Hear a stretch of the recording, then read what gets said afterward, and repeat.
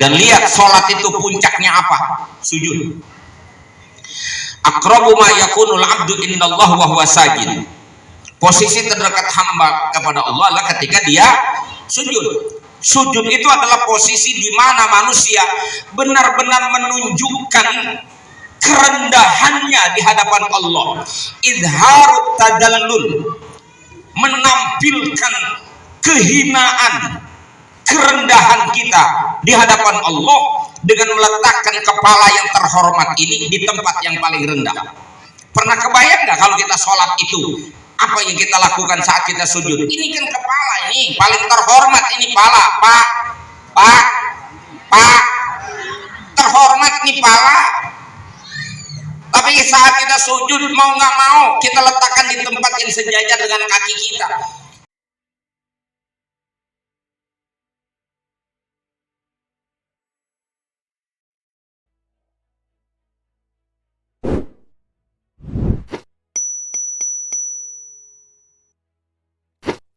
Warahmatullahi wabarakatuh. Alhamdulillah, nahmaduhu wa nusalli wa nusallimu ala rasulihil karim, hamidan wa musalliyan wa musallima. Amma ba'du, faqad qala Allah ta'ala subhanalladzi asra bi'abdihi laylan minal masjidil haram ilal masjidil aqsa alladzi barakna hawlahu linuriyahu min ayatina innahu huwas sami'ul basir. Hadratil mukarramin wal muhtaramin, para asatid, para tokoh masyarakat, Pak RW, Pak RT,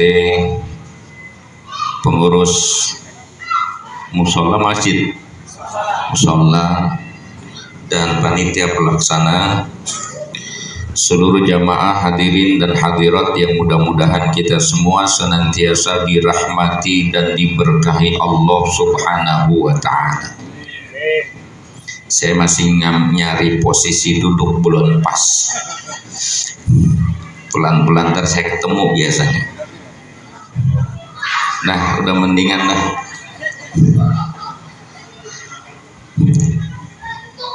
Alhamdulillah, malam ini kita bisa hadir dalam acara peringatan peristiwa Isra Mi'raj. Pentingnya peristiwa Isra Mi'raj itu terkait dengan persoalan keimanan yang pokok. Yang kedua terkait dengan kewajiban yang inti bagi setiap kita.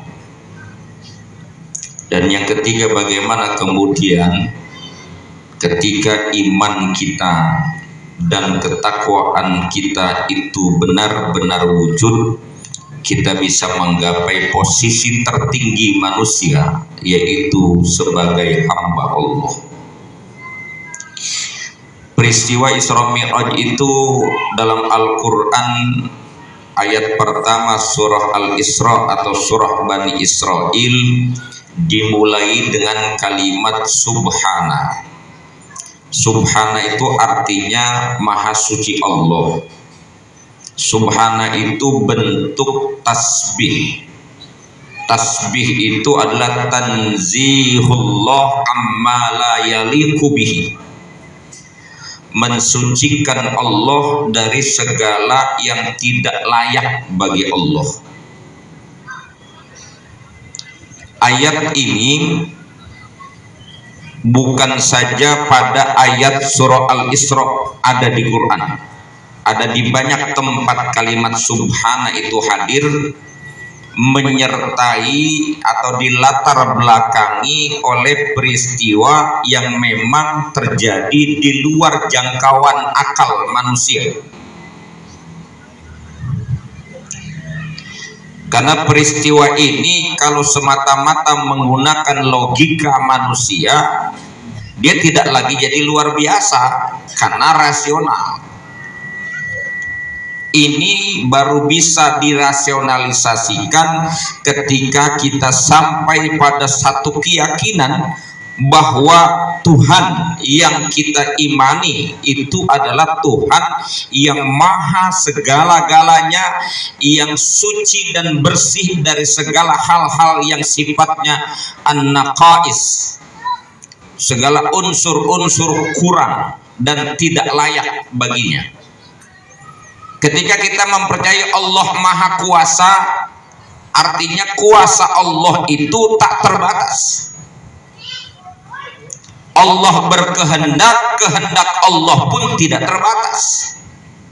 Kalau manusia kan berkehendak, punya kemauan, tapi kemauannya dibatasi oleh kehendak Allah. Bahkan kehendak kita bisa dibatasi oleh kehendak orang lain. Kemampuan kita sangat terbatas, dibatasi oleh Allah yang maha tak terbatas itu.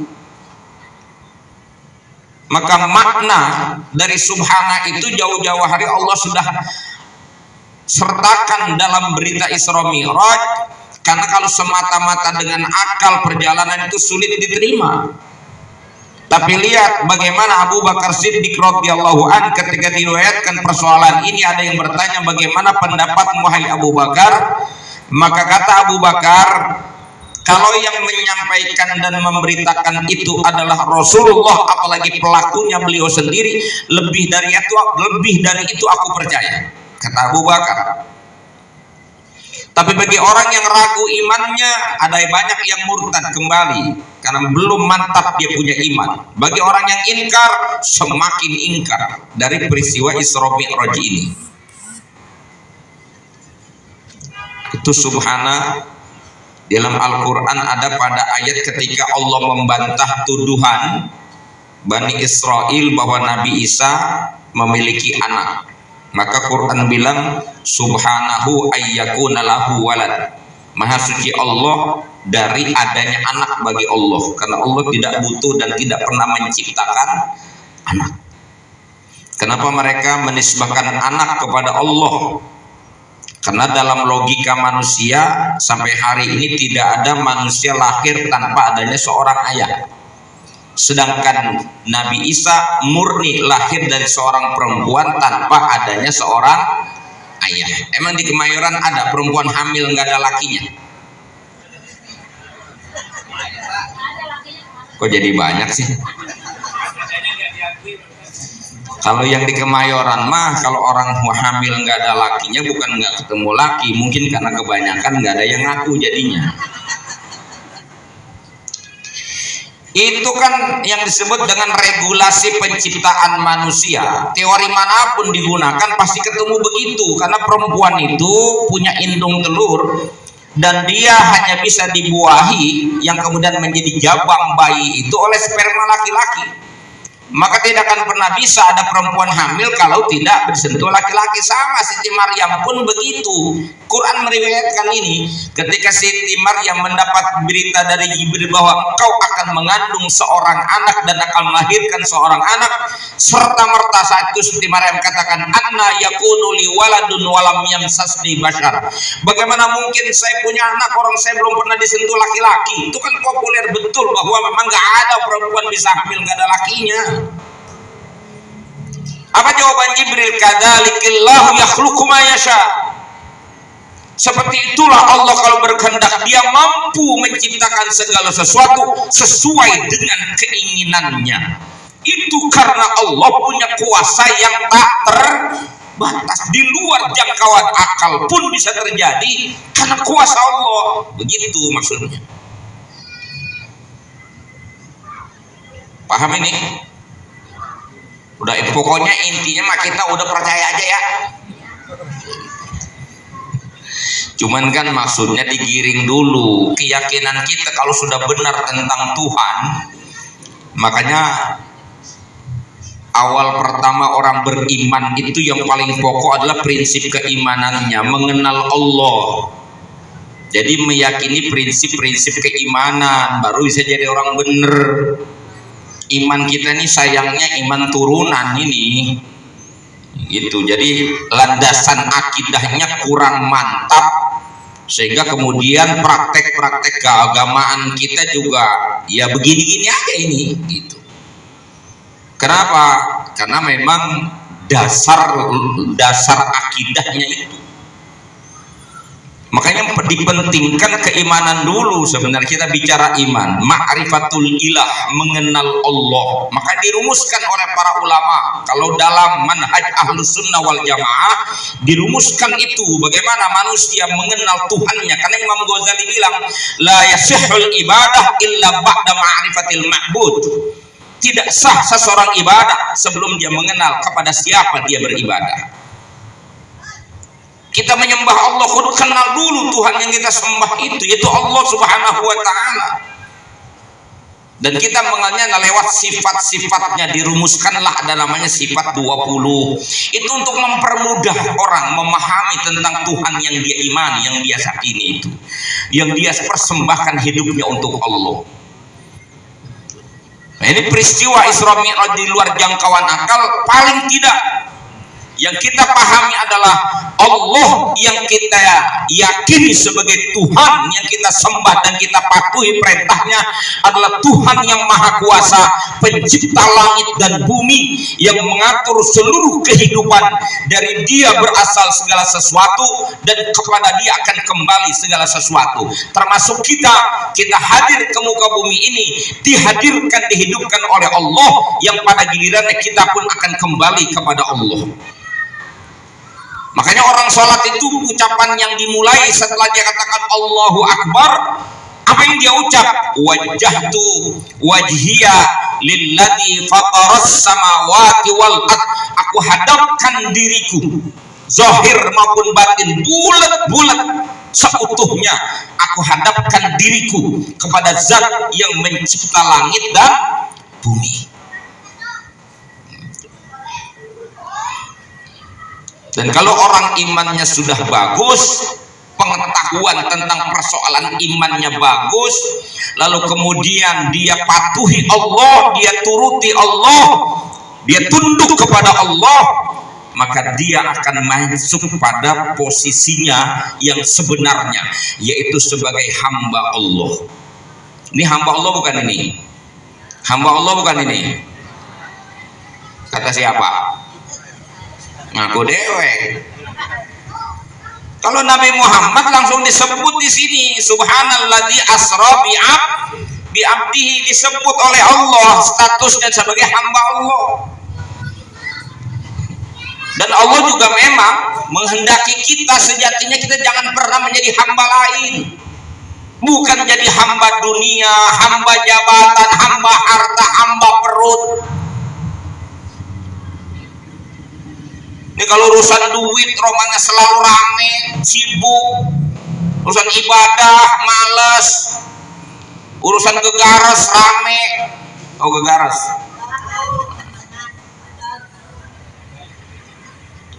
Hidup selalu disibukkan sama urusan-urusan begitu, ngakunya hamba Allah.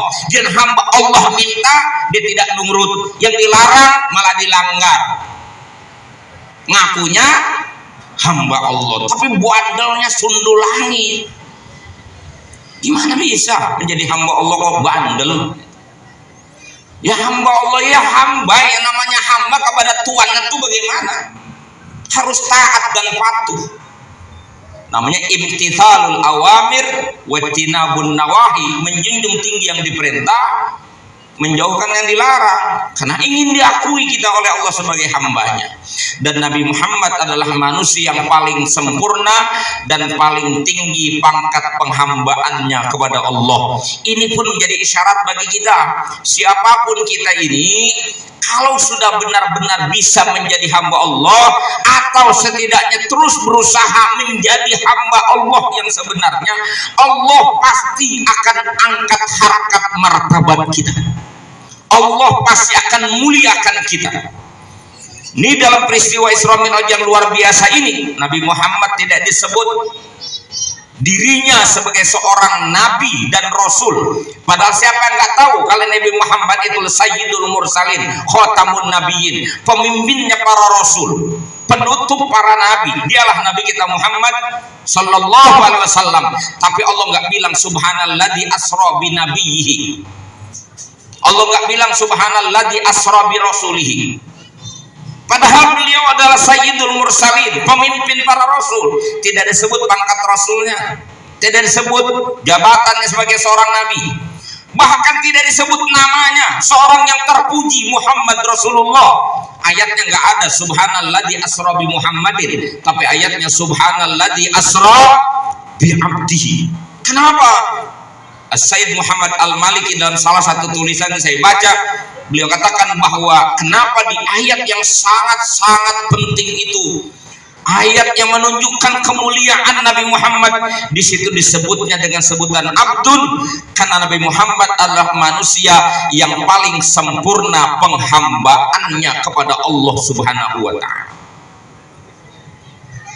Dan sholat nanti yang diwajibkan setelah peristiwa Isra Mi'raj ini, itu pun ibadah yang sebenarnya menggambarkan bentuk sosok manusia yang benar-benar menghamba kepada Allah. Dan ini ibadah berbeda dengan ibadah lain. Mohon maaf ya, ibadah-ibadah itu Pak, ada batasnya. Puasa, insya Allah mudah-mudahan Allah kasih umur kita panjang ketemu Ramadan. Puasa itu wajib buat siapa? Bagi orang sehat. Orang sakit boleh nggak puasa? Nanti dibayar kalau udah sembuh, begitu kan? Puasa itu wajib buat siapa? Buat orang yang mukim. Orang musafir boleh tidak puasa, tapi nanti begitu udah sampai di rumah dia bayar puasanya. Zakat itu wajib bagi siapa? Zakat harta utamanya, zakat tijarah, zakat mal bagi orang yang punya harta, yang punya bisnis. Orang miskin nggak wajib zakat. Haji apalagi manis tato'a ilaihi sabila, yang sanggup saja yang wajib, yang nggak sanggup nggak wajib.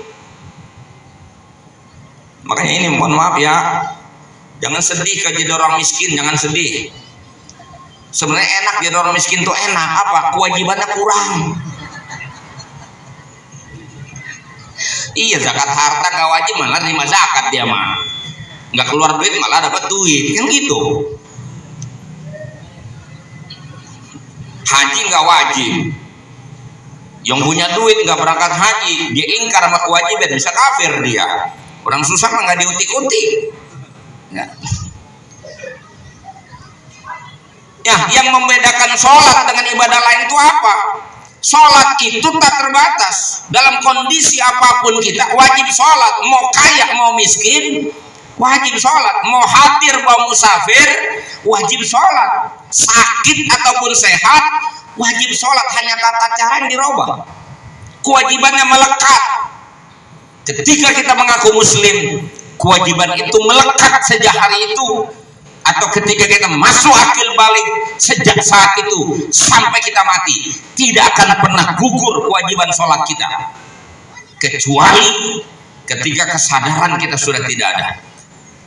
Kalau masih doyan makan, masih doyan minum, masih bisa jalan-jalan, apalagi masih bisa mikir, walaupun sudah ada di tempat tidur nggak bisa bergerak, otaknya masih bisa mikir, mulutnya masih bisa makan, masih wajib sholat dia. Betul. Dan lihat sholat itu puncaknya apa? Sujud. Aqrabu ma yakunul abdu indallah wa huwa sajid. Posisi terdekat hamba kepada Allah adalah ketika dia sujud. Sujud itu adalah posisi di mana manusia benar-benar menunjukkan kerendahannya di hadapan Allah. Idharut tadallul, menampilkan kehinaan, kerendahan kita di hadapan Allah dengan meletakkan kepala yang terhormat ini di tempat yang paling rendah. Pernah kebayang nggak kalau kita sholat itu, apa yang kita lakukan saat kita sujud? Ini kan kepala ini paling terhormat, ini pala, pak, terhormat ini pala. Tapi saat kita sujud mau nggak mau kita letakkan di tempat yang sejajar dengan kaki kita.